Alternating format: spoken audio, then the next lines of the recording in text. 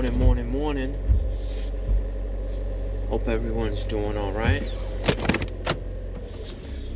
Hope you had a restful sleep if you got a chance to go to sleep.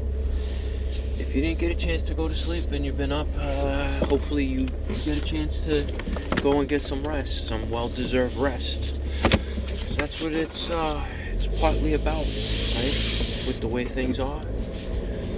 You know, you want to be able to get some rest, some well-deserved rest, so that you can get up and do it all again in the morning.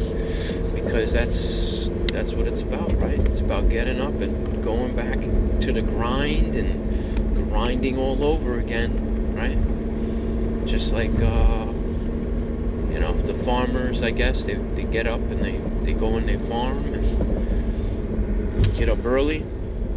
Then they work all day and then they rest, say their prayers, or they get through the evening, and then they wake up early in the morning, the next morning, to go and do it all over again. Anyway, we got things going on in the elections. That was one of the things that was happening this week. There's a rally going on over in South Carolina. Trump is going to be going and doing a rally over at Withrope University. That's a university over in Rock Hill, South Carolina. And there's a lot going on. There's a lot going on. Yesterday there seemed like there was nothing going on. Today it seems like there's a lot going on. And so, as far as how to look at this and how to understand, what's going on for the week, or how things are going to go. It's going to be Friday is the rally. And so the big thing about South Carolina is that South Carolina was supposed to be like the first state to start the voting when it came to the elections. So, there's a big race or a big contentious state that they were saying has to be the state that could essentially be determining the outcome of the race. So is a state going to go for Biden? Is it going to go for Trump? Well, right now with the primaries going on, you need the primaries. Trump would need to take the primaries in South Carolina, and then that way he can move on to go on to the general election, right? So, because he's got Nikki Haley. The whole thing is right now it's Nikki Haley. Nikki Haley hasn't dropped out of the race. She's still in the race. She's still on the ticket. She's from the state of South Carolina. And a lot of people, I think that's the other thing that people don't understand, is that, if Nikki Haley loses South Carolina, I would think essentially at that point that she would probably say, okay, I'm out. I'm going to drop out of the race. You know what I mean? Because at that point, she's probably going to say, look, I couldn't win my home state that I was governor of, and so I'm just going to drop out at this point. If South Carolinians aren't going to support me, and that would be my voter base, as far as looking at it from politics standpoint, it would have been like if Donald Trump had run for office. Well, and actually, oddly enough, talk about odds, Donald Trump, did he win or lose New York State when it came to whether or not he won his presidential race? Now, if my records or my memory serve me correct, I believe that he lost the state of New York. New York is a very blue state. It's been very blue. Look at what they're doing to him in the news now. This whole thing with this $355 million. Now they're saying they're gonna seize his property. They're gonna seize his property if he doesn't pay the $355 million. Right? He even had some rally support. There was truckers. There was talking in the news about truckers and how drivers, they weren't going to be going up to New York. That that at least for this week they did a protest. And the whole thing about the truckers, because truckers used to be a big thing back in the day. Back in the day, the truckers union, like that was big, man. Like you didn't mess with the truck drivers, because the truck drivers were the ones that were hauling all of the stuff to and fro throughout the country. And so if you didn't have the union, if you didn't have the truckers behind you, forget it. You didn't have a country, essentially. And so there was always a show of respect to the truck drivers. I want to say it's probably mostly men in the industry that go around and drop off, all of this freight to all these companies and all these businesses, the retail stores, the outlets, the grocery stores, and all of this, beer distributors. These guys going around dropping off beer to all these places. And so, this rally, it's going to be a big rally. It's in Rock Hill. I did a little research on Rock Hill because I'm one of those guys that, like, when I'm in an area, I want to know, like, how things kind of, work. I believe in history. And I believe history tells us a lot. And a lot of people don't pay attention to history. And a lot of people don't care about history. And then they think all they have to do is worry about the present or worry about the 4 years. And that all goes back to individualism.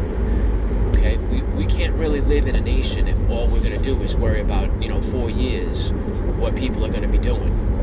And this is the whole thing. This is this 4-year cycle that goes on in this country that I believe if that's not broken or if that's not stopped, and whether it's broken or stopped on a level that's like, okay, enough of all this nonsense, or organically that it's just like the machine is going to break. It's going to break. The pressure, it's going to be too much pressure, and this thing is going to collapse. It's going to implode. You know what I mean? Because it's been going on for so long, and there's no other rhyme or reason to put it together and to make it work, and then think that it's not gonna blow. It's not gonna boil over. So, the rally in Rock Hill. Think about Rock Hill. Rock Hill goes back to the 1850s. All right, 1850s. It's in South Carolina. It sits right on the border of Charlotte. So North Carolina, Charlotte border. And, Rock Hill is actually the center to the political world down here in South Carolina. So you got Columbia, the capital, and then you have Rock Hill. Rock Hill is what they would call upstate, or I forget the term right now, upland, because they refer to the low country or the coast as low country, and then I believe it's upland is what it's called, because you go further up into the state, and as you go further up into the state, you get into the mountains is what happens. It transitions from low country to Piedmont to upland, I believe it is. And so in that area in Rock Hill, that's like the Albany of New York, right? It's not necessarily, it's not really Columbia per se, because what happens is Columbia is the capital of the state, and Columbia it's basically in the dead center of South Carolina. So you could get to any point within 2 hours of Columbia. Like you can reach all points of the state, which is nice. It's a centralized, capital. But Rock Hill sits up all the way up near the border of the state of North Carolina, okay? And it sits, 30 minutes away from Charlotte. So there's a lot of, politicians that work out of Rock Hill, and that also, they're able to manage to go over to Charlotte because it's in such a close proximity to the area. And so it's kind of like a jump-off point, an in-betweener that allows people to meet up in Rock Hill to be able to talk, about whatever's going on. And, like the voters of North Carolina can't vote for what South Carolinians vote for, and South Carolinians can't vote for what North Carolinians vote for. But along this borderland area, what you have is you have you know, a lot of people will come from North Carolina and then buy gasoline over in South Carolina because the gasoline is usually cheaper in South Carolina. So you have a lot of North Carolinians that will come through the state just on that, right? As far as like the business and development, there's been so much business on the South Carolina side, so much construction that has gone on. But you get a lot of people that will live in South Carolina and then they'll work in North Carolina, you know, in the Charlotte, Mecklenburg area. And so it's an interesting kind of area. The traffic has been, you know, I've been talking about traffic, so I could go into more traffic, but I'm not going to talk about traffic right now. But this rally is going to be big. It's a big rally. It's at Withrope University.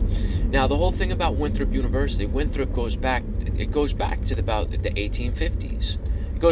It's an older university than that. I forget how far back. It goes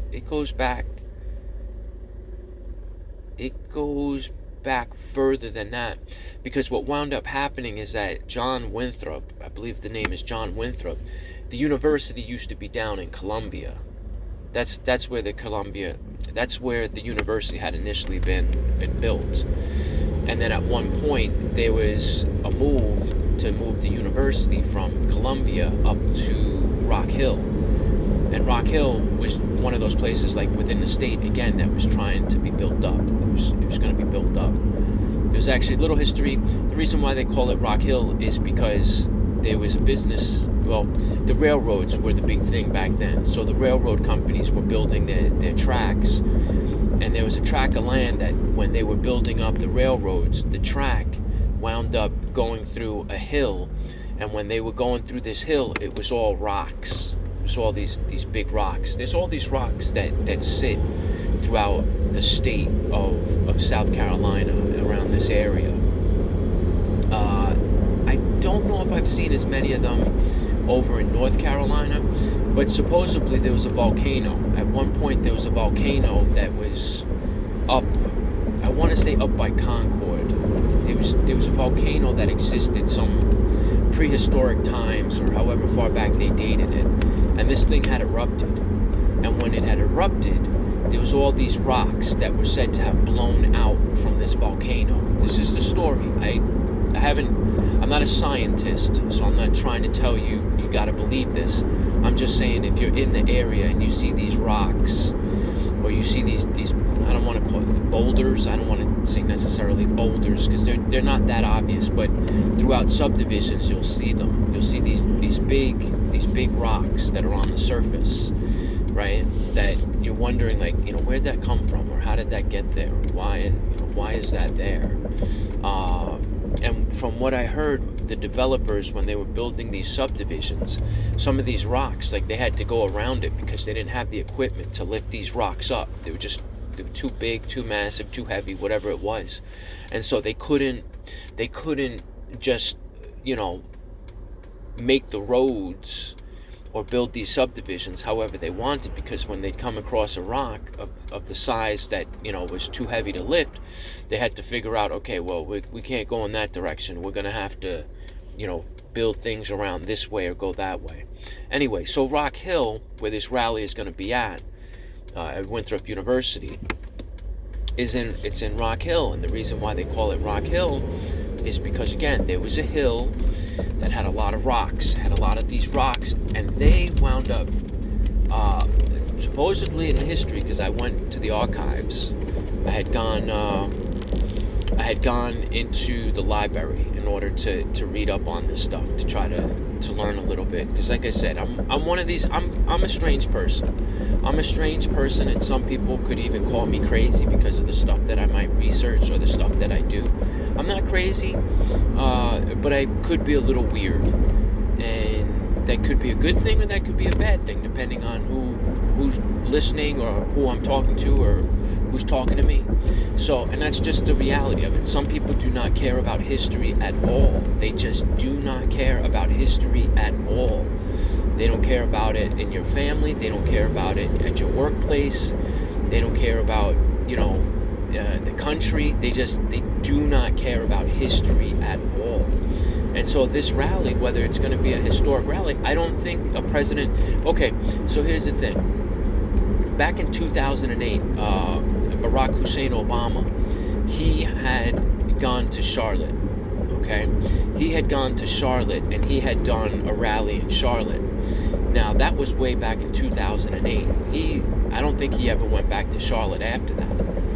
Okay, and there were riots in Charlotte back in the day, a few years back, because I remember, because I had family that was in the area, and they had to go through those riots, and there was riots going back, of course, racism and whatever else and this and that, and so to have President Donald J. Trump to come and visit the area and to hold the rally, that's nice, man. It kind of warmed my heart up a little bit, because I feel like the state of South Carolina has a lot of history.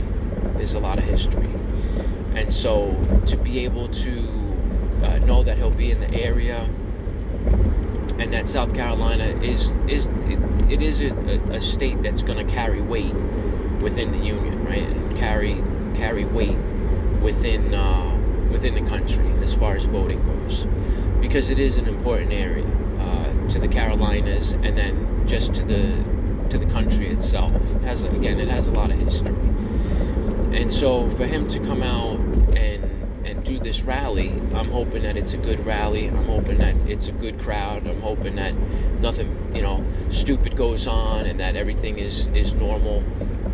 Again, I'm going to be on the outside, kind of just working, because I got to work. And so, hopefully everything will be fine. Hopefully the weather is okay. I don't know what the weather's going to turn out to be, but if it turns out to be nice weather, then hopefully it'll be good for the rally. I don't know if it's going to be indoors or outdoors. So chances are it's probably going to be indoors. And I'd never been to the campus. I'd never been over to the campus. I was saying I wanted to go to the campus. I said, let me see if I could go to the campus, just to go see the campus. But it's one of those things, again, like, where it sits and where it lays. It just kind of, traffic being traffic, and the way that things are, but it was free registration if you wanted to sign up, but it's a daytime rally event, and so you have to be able to take that time off or have that time available. And so I think the ladies, because these ladies always make these rallies. It's North Carolina women, wives, that make it to the rally, so they'll be happy. I'm sure he'll probably address it. He'll probably say, hey, look, you had a short trip this time around. You didn't have to fly across the country to come, to make it to the rally. So your husbands must be happy now, because he's always joking about that. He's always saying how the women down in the front, I think it's like at 130 or 130 something rallies that they've been to the whole time, that every time he has a rally that they make it out to the rally, and they're always there. So that's dedication on some level. Obviously they have to have money, because he joked about it. He said these women have to have some money, huh? They got to have a little bit of money, because this is impressive to make it to every rally. I don't know how many women it is exactly. I don't know if it's like 10 women, 5 women, 20 women, you know what I mean? But I'm sure it's for a good cause, or hopefully it's for a reason that allows them to do good for the country, do good for their community. It gives them accountability. And hearing what President Trump is saying, and what he's trying to articulate, and what matters in the affairs of things. And so, yeah, I'm excited. I'm excited to be able to have President Trump in the area, and hopefully to listen to his speech, and then hear what's going on. And again, I think like Nikki Haley, because the primaries are going to be on Saturday, so after the primaries on Saturday, if Nikki Haley doesn't win the primary, I think she's well and done.